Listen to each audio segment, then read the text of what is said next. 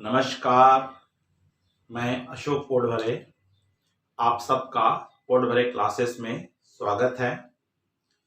आज मैं अर्थशास्त्र इकोनॉमिक्स के स्टूडेंट्स जो कॉमर्स भी लिए हुए हैं और आर्ट्स विषय भी लिए हुए हैं, उनके लिए मैं अर्थशास्त्र के कुछ महत्वपूर्ण टॉपिक पे मैं वीडियो बना रहा हूँ।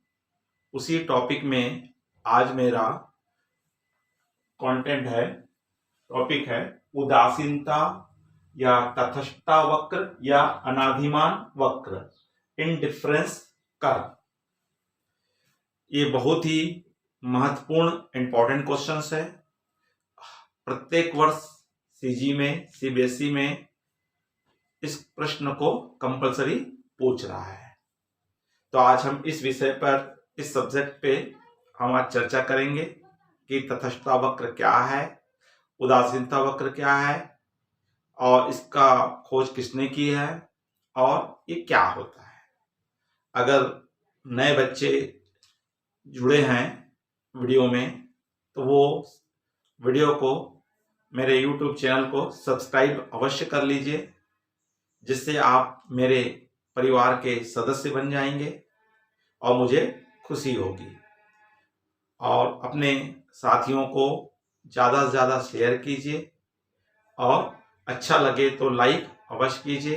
अगर आपको अन्य किसी विषय पर या किसी टॉपिक पे वीडियो चाहिए तो आप कमेंट्स बॉक्स में लिख करके अपनी सलाह अवश्य दें।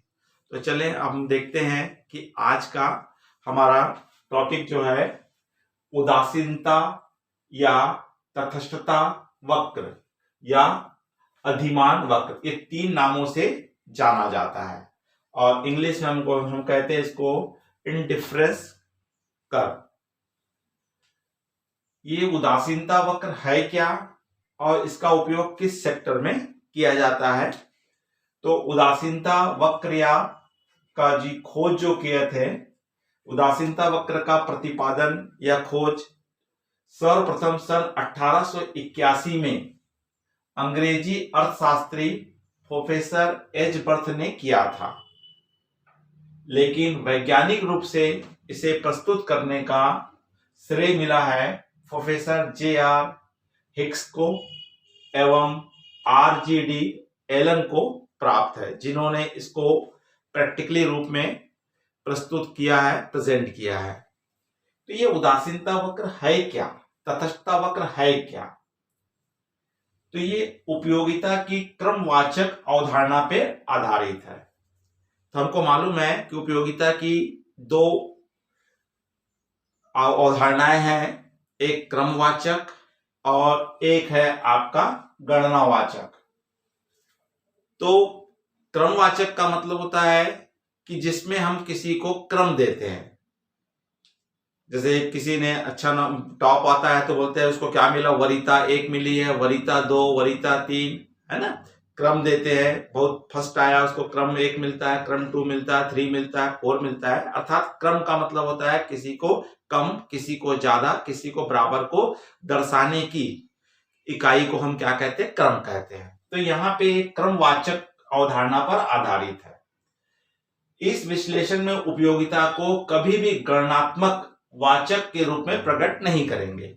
मतलब यहाँ पे हम तटस्थता वक्र को हम किस रूप में प्रस्तुत नहीं कर सकते हैं, गणना कैलकुलेशन के रूप में प्रस्तुत नहीं कर सकते।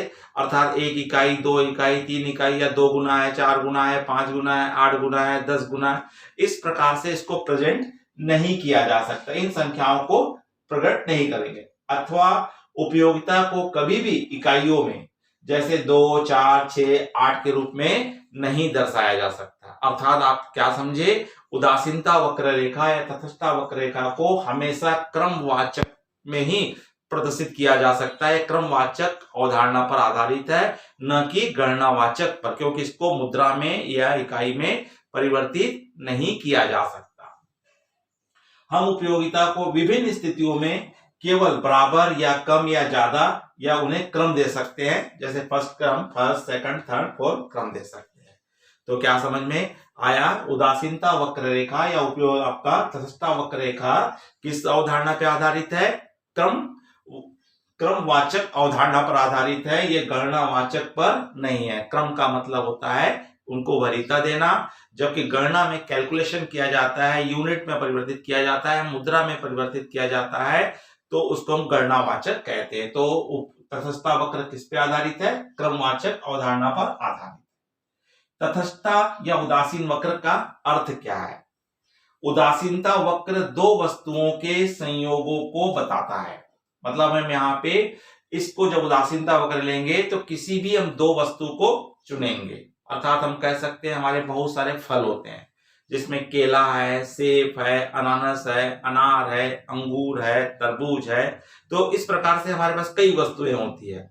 या हम भोजन में देख ले तो भोजन की भी कई क्वालिटीज होती है, रोटी है, चावल है। इसी प्रकार हमारे उपभोग के क्षेत्र में कई सारे हमारे आइटम्स होते हैं। तो उन आइटम में से उनमें से किसी दो वस्तुओं को हमको चयन करना होता है और दो वस्तुओं के बीच में ही हम संयोग निकालते हैं। अर्थात उदासीनता वक्र दो वस्तुओं के संयोगों को बताता है जिसमें उपभोक्ता को एक समान संतुष्टि मिलती है। अर्थात हम ये कह सकते हैं कि अगर वो सिंपल एग्जाम्पल के रूप में, अगर मान लीजिए एक व्यक्ति केवल रोटी खा करके भी संतुष्ट हो सकता है या केवल चावल खा करके ही संतुष्ट हो सकता है, तो अब यहां दो वस्तुएं हैं, तो दो वस्तुओं में से हो सकता है अगर वो 2 रोटी खाए और 10 ग्राम या थोड़ा सा चावल खा ले, या 3 रोटी खाए। जैसे जैसे अगर मान लीजिए वो रोटी को बढ़ाता है तो चावल की मात्रा कम करनी पड़ेगी। अगर वो चावल भात हम बोलते हैं जिसको, चावल अगर ज्यादा खाता है तो रोटी की मात्रा क्या करता है? कम। तो दोनों ही वस्तुओं से, दोनों वस्तुओं के संयोग से उसको क्या मिलती है? संतुष्टि मिलती है। इसी प्रकार हमारे पास हमारा केला है, सेब है। अगर वो कोई व्यक्ति मान लीजिए अगर 2 केला खाता है, 1 सेब खाता है तो उतनी ही संतुष्टि मिलती है। अगर 1 केला खाता है, 2 सेब खाता है तो उतनी ही संतुष्टि मिलती है। या अगर वो क्या करता है 4 केला खाता है और 1, तो जैसे जैसे केला की मात्रा बढ़ाते जाएगा तो सेब की मात्रा कम करनी पड़ेगी। अगर सेब की मात्रा बढ़ाएगा तो केला की मात्रा क्या करनी पड़ेगी? कम। तो दो वस्तुओं से उसको, दो वस्तुओं के संयोगों से बनता है जिसमें उपभोक्ता को एक समान संतुष्टि मिलती है। अतः उपभोक्ता इनमें से किसी एक संयोग को चुनाव करता है। तो इसके सामने बहुत सारे ऑप्शन है, जैसे मैंने बताया केला और सेब है, यह हम ले सकते हैं केला और अनार है, हम ले सकते हैं सेब है और अनानास है ना, अंगूर है और केला है। ऐसे हमारे पास कई सारे फल है, हम इसमें कोई 2 फल को ले सकते हैं। या खाने के बहुत सारे आइटम्स होते हैं, अगर हम समोसा और कचौड़ी ले लें या रसगुल्ला मिठाई के साथ किसी का संतुलन, तो ऐसी कोई भी 2 वस्तु को आप चुन सकते हो और 2 वस्तुओं के बीच में आपको देखना है कि आपको सबसे एक समान संतुष्टि मिलती है। अतः उपभोक्ता इनमें से किसी एक संयोग का चुनाव करते समय क्या हो जाता है? उदासीन हो जाता है या तटस्थ रहता है। अब उसके सामने कई सारे ऑप्शन हैं, किसी भी एक ऑप्शन को चुन सकता है और एक ऑप्शन से चुनने से क्या मिल जाता है? उसको समान संतुष्टि मिलती है। अगर उस व्यक्ति के पास 5 ऑप्शंस हैं, 5 संयोग है, तो पहले संयोग में भी उसको संतुष्टि मिल रही है उतनी ही, दूसरे संयोग में उतनी संतुष्टि मिल रही है, तीसरे में भी मिल रही है, चौथे में भी, 5वें में। अब वो किसी भी एक संयोग को चुन सकता है, इसलिए वो संयोग को चुनने के लिए हमेशा क्या बना रहता है? उदासीन रहता है, तटस्थ रहता है, ज्यादा प्रेशर नहीं देता। अर्थात इसीलिए कहा गया है कि एक संयोग का चुनाव करते समय वो उदासीन हो जाता है या तटस्थ रहता है। अधिमानों के इस ही वक्र को उदासीन वक्र या तटस्थता वक्र कहते हैं। अब किसी भी नियम का पालन करने के लिए, हमारे अर्थशास्त्र के जितने भी नियम्स हैं उन नियमों को लागू करने के लिए हमको कुछ उसकी मान्यताएं होती है, कुछ शर्त होती है, कुछ कंडीशन होती है, क्योंकि ये मान्यता हर जगह लागू नहीं होती है। तो कुछ शर्तें और कंडीशन की ही स्थिति में हमारे अर्थशास्त्र के नियम क्या होते हैं? लागू होते हैं। तो इसके लिए भी मान्यता है, ये कहां पे ये रूल, हमारे सिस्टम तटस्थता वक्र रूल लागू होता है। तो हमारी मान्यताएं हैं कि उपभोक्ता विवेकशील होता है। यहाँ पे जो हमारा उपभोक्ता है, जो कंज्यूमर है, जो उपभोग करने वाला है, वो बुद्धिमान है, उसके पास पूरे ऑप्शंस हैं और कोई भी वो ऑप्शन को अपने बुद्धिमत्ता से विवेकपूर्ण से चुन सकता है। तो इसलिए उसके सामने कई ऑप्शंस हैं, जिसमें से किसी भी एक ऑप्शन को चुन सकता है। उपभोक्ता को बाजार का पूर्ण ज्ञान है, अर्थात हमारी पूर्ण प्रतियोगिता है, जिसके अंतर्गत बाजार में हर जगह हमारा क्या रहता है, वस्तु के बारे में लोगों को जानकारी रहती है। तो इसलिए हमारा जो उपभोक्ता को बाजार की पूर्ण जानकारी, कहाँ पे किस रेट से मिल रहा है, किस मात्रा से मिल रहा है, कहाँ अच्छा माल मिलेगा, उसको इसकी पूरी जानकारी है। संयोगों के महत्व की जानकारी, और उसको साथ में यह भी मालूम है कि मेरे पास 5 ऑप्शन है, पांचों का क्या क्या इंपॉर्टेंस है, उनकी क्या उपयोगिता है, क्या लाभ है, उसके बारे में वो बहुत अच्छे से जानता है। आय निश्चित होती है और उसके पास फिक्स आय खर्च करने के लिए, तो वो एक निश्चित आय है उसके पास, इसलिए वो क्या है, किसी कुछ एक संयोग में ही उतना, चारों संयोग में है, किसी भी एक संयोग में उतनी ही राशि खर्च कर सकता है, क्योंकि उसकी आय क्या है, निश्चित है। पूर्ण तृप्ति का भाव, इसमें कभी भी उसको पूर्ण संतुष्टि नहीं मिलती है। वस्तुओं की कीमत स्थिर रहती है, हमेशा मार्केट का बाजार वैल्यू क्या रहता है, यहाँ पे स्थिर रहता है। और केवल 2 वस्तुओं का ही उपभोग करता है, तो इसमें हमको चयन करते समय हम किसी 2 वस्तुओं को ही चयन कर सकते हैं। तो इसको हम रेखा चित्र के माध्यम से भी प्रस्तुत कर सकते हैं। उदासीनता अनुसूची हम कह सकते हैं, तटस्थता अनुसूची कह सकते हैं। तो इस व्यक्ति के पास 5 ऑप्शंस हैं, 5 संयोग हैं, A, B, C, D, E, जिसमें वस्तु X की अगर वो एक, मान लीजिए एक केला मान लीजिए उसने कोई भी वस्तु या सामान लिया है, अगर इसका वस्तु X की 1 यूनिट और वस्तु Y की 16 यूनिट या 16 इकाई का उपभोग करता है, तो उतनी ही संतुष्टि मिलती है जितनी की वस्तु की 2 इकाई, X वस्तु की 2 इकाई और Y वस्तु की कितनी इकाई का उपभोग करता है, 12 इकाई का उपभोग करता है। C संयोग में वस्तु की 3 इकाई और Y वस्तु की कितनी इकाई का उपभोग करता है, 6 इकाई का उपभोग करता है, उतनी ही संतुष्टि मिलती है। D संयोग में अगर वस्तु की 4 इकाई का X वस्तु की 4 इकाई का उपभोग करता है, Y वस्तु की कितना करता है, 4, उतनी ही संतुष्टि मिलती है। या E में 5 और 2। तो इस तरह से एक वस्तु की मात्रा में जैसे जैसे वृद्धि करता है, तो वस्तु Y की मात्रा में उसको क्या करनी पड़ती है, कमी करनी पड़ती है। तो उस दोनों ही मात्रा से उसको समान संतुष्टि मिलती है। तो यहाँ पे प्राप्त करने वाली संतुष्टि समान होती है, तो आप इसको P या K के माध्यम से दर्शा सकते हो, क्योंकि सम में उसको क्या मिल रही है, समान। तो इस अनुसूची का हम विश्लेषण करेंगे, तो हम इस प्रकार बोल सकते हैं, अनुसूची में उपभोक्ता X तथा Y के 5 संयोगों के प्रति तटस्थ है। इसके लिए 1X प्लस 16Y से उतनी ही उपयोगिता मिलती है जितनी की 2X plus 12Y, 3X plus 6Y, 4X plus 4Y, 5X plus 2Y संयोगों से प्राप्त होती है। तो इसलिए दोनों में उस व्यक्ति को संयोग क्या मिलती है, उपयोगिता समान मिलती है, जिसको हम ग्राफ पेपर में रेखा चित्र के द्वारा प्रस्तुत कर सकते हैं। तो रेखा चित्र में हम सबसे पहले 0 to X, तो हम क्या मान लेंगे, वस्तु X अक्ष में क्या मानेंगे, वस्तु X, और 0Y में क्या मानेंगे, वस्तु Y को दर्शाएंगे।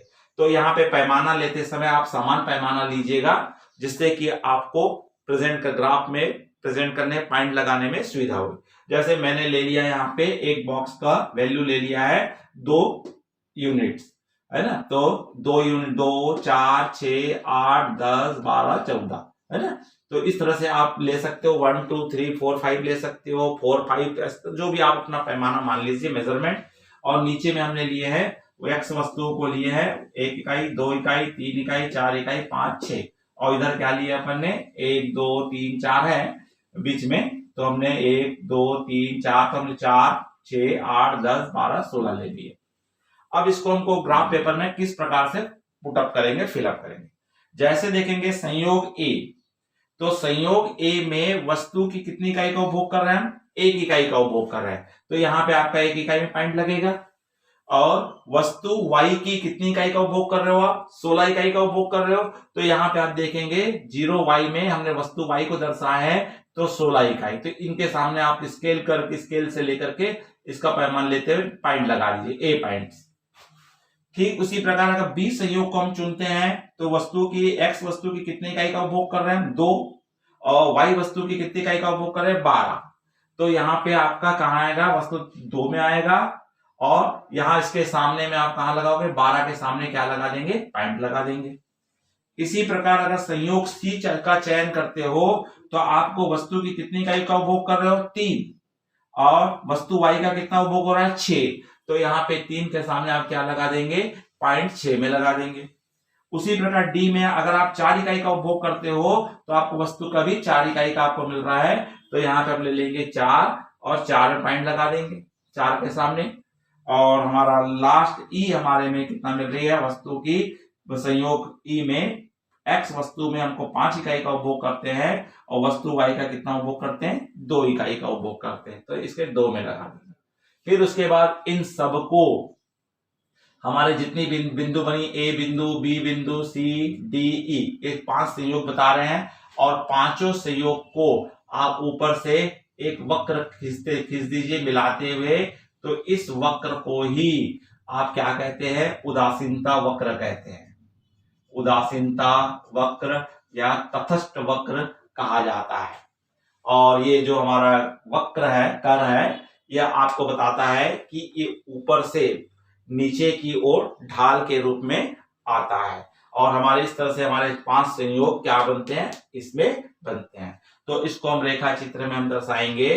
तो इस चित्र में प्रदर्शित करते संयोगों को हम जो अपने रेखा हमने सारणी बनाए थे उस सारणी को ही हमने रेखा चित्र में प्रस्तुत किए हैं।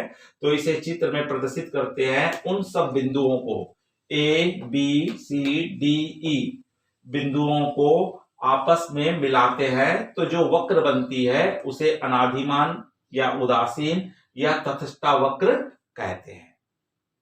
तो इसी को कई बार हम इस चित्र नंबर 2 में देखिए आपने यहाँ पे कितनी वक्र हमारी बनी हुई है, 4 वक्र बनी हुई है। तो ये 4 वक्र बनी है जिसको हम कहते हैं IC1, IC2, IC3, IC4। तो ये हमको क्या बताता है, हम कई प्रकार के जब संयोग को चुनते हैं तो सबसे जो 3-4 बता रहा है आपका IC4 बताता है। तो आज जिसपे दूसरे रेखा चित्र में 4 उदासीनता हमें दिखाई गई है, IC1, IC2, IC3, IC4। अतः उच्चतम उदासीनता वक्र। तो इसमें IC4 ये जो क्या बता रही है, जिसमें आपको सबसे ज्यादा इस संयोग को चुनने से आपको सबसे ज्यादा संतुष्टि मिलती है तो हम क्रम देते हैं, तो इसको क्रम दिए हैं। ठीक उसी प्रकार से हमको कहता है IC1 मतलब ये सबसे आपको क्या दे रही है, न्यूनतम उदासीनता वक्र है। तो यहाँ पे हम उच्चतम स्तर और निम्नतम स्तर के रूप में ही हम तटस्थता वक्र को दर्शा सकते हैं।